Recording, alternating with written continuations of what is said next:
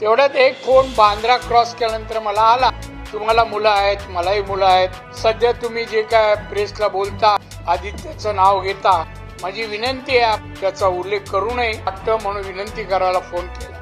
मला उद्धवजी एक गोष्ट लक्षात ठेवा, निरपराध एका मुलीची अत्याचार करून हत्या झाली हे मी म्हणतोय आणि त्यांना अटक व्हायला पाहिजे हे मी म्हणतोय. त्यात तर तडजोड नाही. तुम्ही सांभाळा, सांगा त्याला ते बरं नाही माहिती. मित्रांनो नमस्कार. मित्रांनो, दिशा सालियांच्या वडिलांनी मुंबई हायकोर्टात याचिका दाखल केली आहे.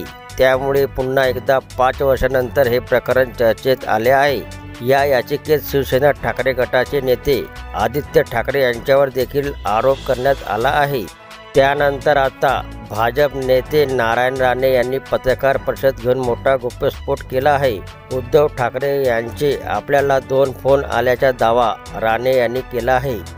याबद्दलची सविस्तर माहिती देताना नारायण राणे म्हणाले की त्यावेळी ही घटना घडली तेव्हा मी मुंबईवरून घरी चाललो होतो. तेवढ्यात वांद्रे क्रॉस केल्यानंतर फोन आला. मिलिंद नार्वेकरांचा फोन होता. ते म्हणाले, दादा साहेबांना तुमच्याशी बोलायचं आहे. मी म्हटलं कोण साहेब? ते म्हणाले उद्धवजी, त्यांच्याबरोबर मी आहे, ते गाडी चालवत आहेत, त्यांना बोलायचं आहे. मी म्हटलं द्या. त्यांनी फोन घेतल्यावर मी म्हटलं जय महाराष्ट्र साहेब बोला. ते म्हणाले तुम्ही अजून जय महाराष्ट्र बोलता? मी म्हटलं मरेपर्यंत बोलणार, तुम्हाला माहीत आहे मी थांबत नाही. उद्धव ठाकरे म्हणाले नाही साहेब, मला हे बोलायचं. तुम्हाला मुलं आहेत, मलाही मुलं आहेत. सध्या जे काही प्रेसला बोलता आदित्यचं नाव घेता, माझी विनंती आहे की तुम्ही त्याचा उल्लेख करू नये असं म्हणून विनंती करायला फोन केला. मी म्हटलं उद्धवजी, एक गोष्ट लक्षात ठेवा, एकतर मी अमुक ठिकाणी अमुक याच्यात कोण आहे याचा उल्लेख केला नाही. निरपराध एका मुलीची अत्याचार करून हत्या झाली ते म्हणतोय. आरोपींना अटक झाली पाहिजे हे म्हणतो. त्यात तडजोड नाही.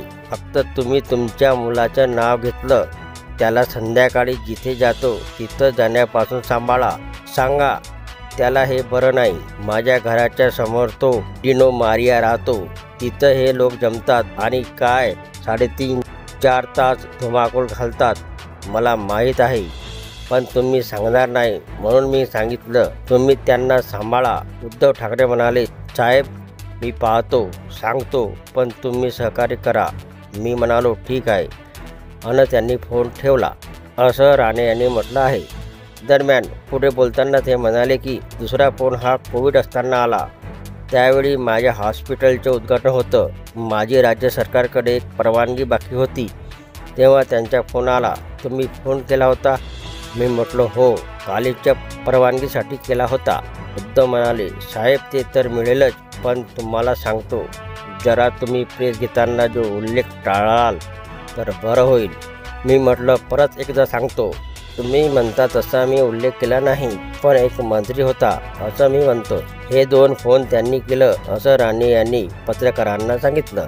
तर ही होती मित्रांनो नारायण राणे यांनी पत्रकार परिषदेत केलेला गुप्तस्फोट. माहिती आवडली असेल तर चॅनलला सबस्क्राईब करायला विसरू नका. जय महाराष्ट्र मित्रांनो.